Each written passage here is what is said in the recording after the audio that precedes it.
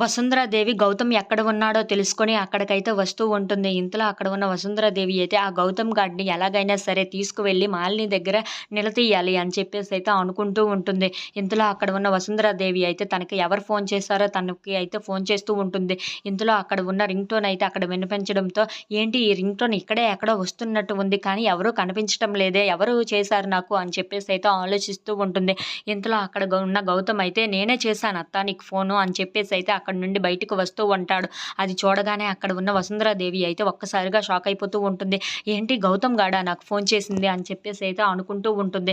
ఇంతలో అక్కడ ఉన్న గౌతమ్ అయితే వసుంధరాదేవి దగ్గరికి వచ్చి అవునత్త నేనే నీకు ఫోన్ చేశాను అని చెప్పేసి అయితే అనుకుంటూ తన దగ్గరికి అయితే వస్తూ ఉంటాడు.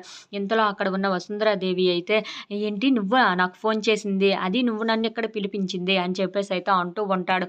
అవును నేనే నిన్ను పిలిపించాను ఇక్కడికి అని చెప్పేసి అయితే చాలా కోపంగా మాట్లాడుతూ ఉంటాడు. అది వినగానే అక్కడ ఉన్న వసుంధరాదేవి అయితే తన దగ్గర ఉన్న రివాల్వర్ని అయితే తీసి అక్కడ ఉన్న గౌతమ్కి అయితే షూట్ చేయబోతూ ఉంటుంది. ఇంతలో అక్కడ ఉన్న వసుంధరాదేవి అయితే మళ్ళీ వాళ్ళ పాప ఎక్కడ ఉన్నారో మర్యాదగా చెప్పురా, తను ఎక్కడ ఉందో చెప్పురా అని చెప్పేసి అయితే అడుగుతూ ఉంటుంది.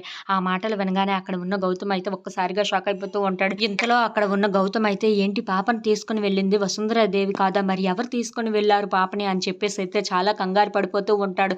ఇంతలో అక్కడ ఉన్న వసుంధరాదేవి మాత్రం మళ్ళీ వాళ్ళ పాప ఎక్కడ ఉందో మర్యాదగా చెప్పురా అని చెప్పేసి అయితే అంటూ ఉంటుంది. If you like this video please like, share and subscribe friends.